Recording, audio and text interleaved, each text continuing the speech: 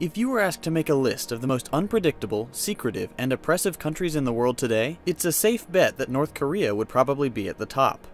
As one of the last remaining totalitarian regimes, North Korea and its line of self-proclaimed supreme leaders have a history of oppression, human rights violations, and manipulation of its citizens, and a proclivity for displays of military power.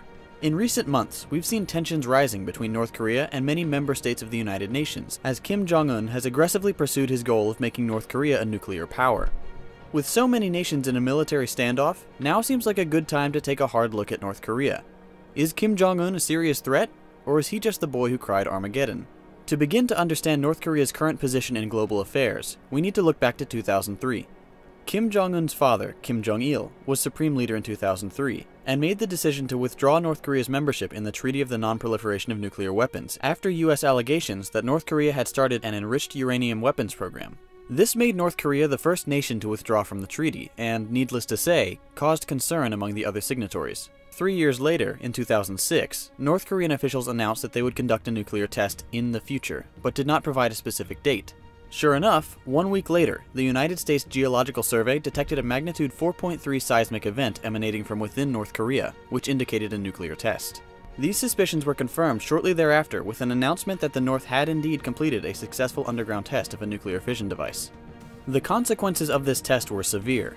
The United Nations, the European Union, and the individual countries of the US, Japan, South Korea, and China enacted sanctions against North Korea that targeted the country's systemic vulnerabilities by blocking their offshore hard currency reserves and reducing potential income with trade and financial sanctions. The overarching goal of the long list of sanctions was to diminish Kim's ability to pay for North Korea's large military, thereby significantly weakening the nation. Unfortunately for everybody, these sanctions have done little to curb Kim Jong-un's enthusiasm for pursuing nuclear proliferation. In the years since their first nuclear test, North Korea has conducted at least 5 more, with increasing power. The most recent, detonated in September of 2016, is considered to have been the largest yield, with estimations ranging from 9 to 12 kilotons. By comparison, the bomb that decimated Hiroshima in World War II had a yield between 13 and 18 kilotons, whereas the modern B-83 bomb, the most powerful nuclear device in US active service, has a yield up to 1.2 megatons. Regardless of yield, nuclear tests of any sort are in direct defiance of United Nations Security Council resolutions, and place North Korea squarely on most of the world's bad side. In mid-April of 2017, North Korean officials announced that they would be conducting another nuclear weapon test very soon. The North claims to be improving their arsenal in both quality and quantity, and have stated that their swords are drawn, and that the United States would be wise not to provoke them further. Many have suggested that the recent United States airstrike on Syria has caused North Korea great concern, as it appears that the president has a low threshold for use of force. Other nations around the world are beginning to become uneasy with the rising tension between the United States and North Korea. You have two of the most unpredictable people on the world stage facing off against each other. You have armed armadas in position, and you have 11,000, reportedly, pieces of artillery aimed at Seoul. It's an explosive situation. The question is, how will it be resolved? But what would be the outcome of open hostility between the two nations?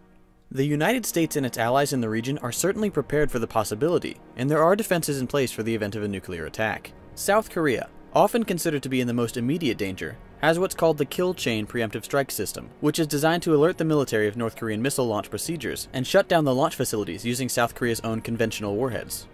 The US and South Korea engage in regular training to prepare for such an eventuality, and practice what they refer to as the 4D operational strategy, which stands for Detect, Disrupt, Destroy, and Defend. The goal of this plan is to utilize preemptive military options to eliminate North Korean nuclear launch capabilities, and many suspect, North Korean leadership. The idea of preemptive strikes is difficult for a number of reasons, not the least of which being the fact that such actions would be hard to justify diplomatically. But another problem for preemptive strikes is that as North Korean military power increases, more and more of their missiles are being deployed on mobile launchers scattered across the country, and the army has started using solid-fueled missiles, which require far less prep time and can therefore be fired almost entirely without warning, making them harder to track. So what if the North does manage to get their nuclear missiles into the air? South Korea and Japan, another likely target, have missile defense systems in place. South Korea has their KAMD system, as well as the support of an American THAAD battery, which was deployed following North Korea's recent firing of 4 missiles into the Sea of Japan. Between the two systems, South Korea has the ability to shoot down North Korean missiles long before they reach their intended target. In addition to land-based defenses, the United States, South Korea, and Japan have all deployed several Aegis destroyers, which have a ballistic missile system capable of tracking and eliminating multiple missiles simultaneously. The United States has also placed its own missile defense systems in Alaska and California, and Japan has plans to bolster its own defenses. While these defenses may seem to make North Korean aggression a non-issue, that isn't exactly the case. There are some inherent problems with missile defense systems. Namely, most of them have never been tested in actual combat.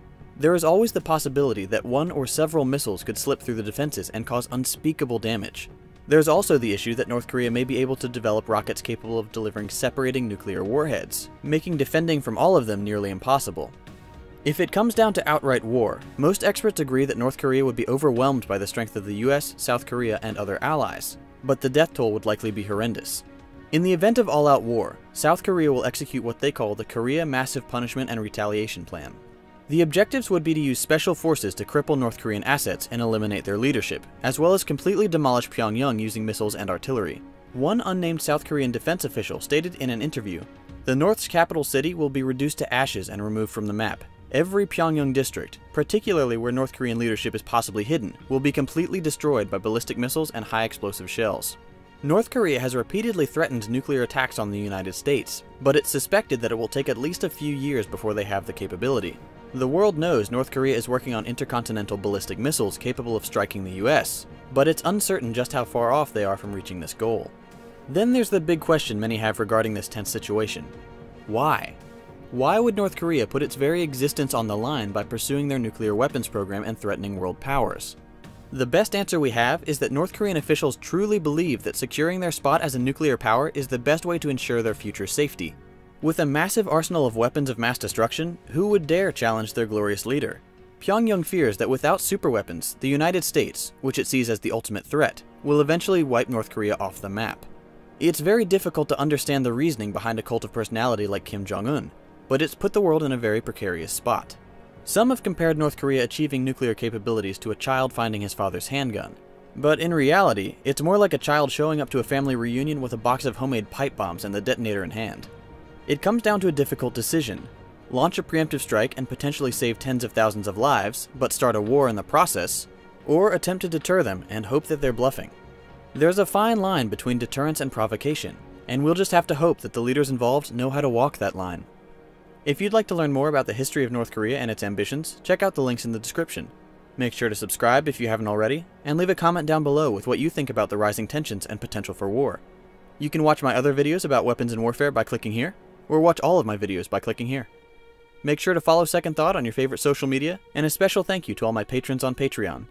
Thanks for watching, and I'll see you in the next video.